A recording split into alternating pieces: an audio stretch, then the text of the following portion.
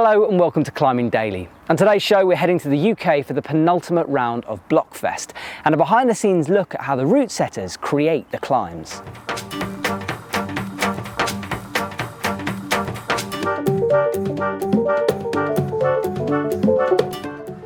Hello and welcome to the Westway for Blokfest number 4. This episode is going to be a little bit different. We're going to go behind the scenes to check in with the route setting team, see what it takes to set up such an event. Hi guys, so we're here 2 days before tonight's final, setting up the blocks ready for the show tonight. It's a bit of a dark art and we're going to talk to you a little bit about how we as route setters have gone about setting tonight's final.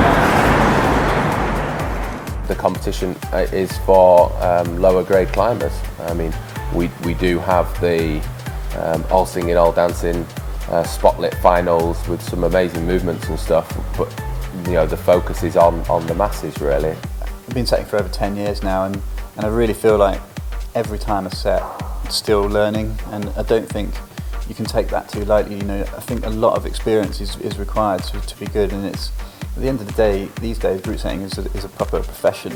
Rather than just be thinking it's, I can step into it as a job, I think a big part of that actually comes down to having a lot of experience, and I'm not having to think too much or create things in my mind prior to actually setting something.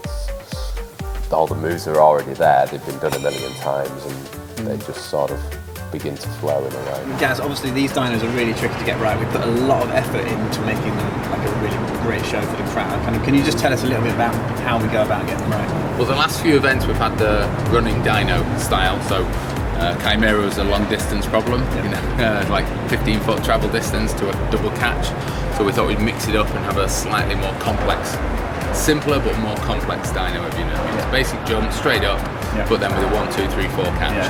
How do we kind of get this right? With a lot of tweaking.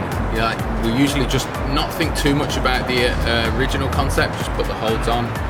You have a good idea of distance through experience really, and then you start playing with it and see what's possible and what's not possible. And obviously the line is very fine because we've got competitors that have only got 3 minutes to do the problem, so it can't be too complex or too big. People are going to get tired trying to dyno after time and time again. So we've got to find the fine line to get it right so that somebody's going to do it. Hopefully one person will do it with a flash. Yeah, nice.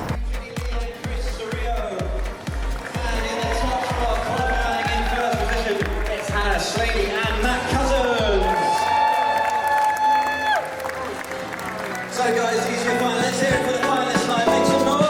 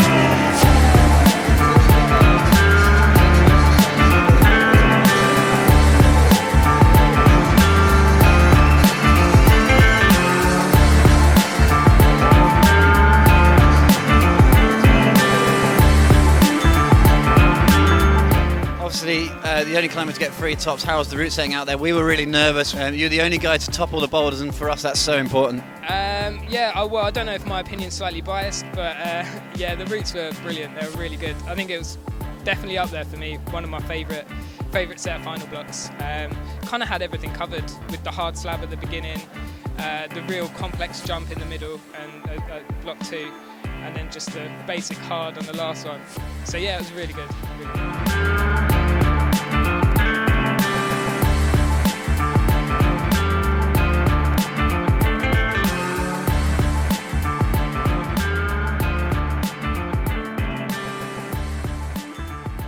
Such a cool comp. The final round of Blokfest is heading to the Castle Climbing Wall on the 4th of March. So head over to the Blokfest website in the copy below if you're interested.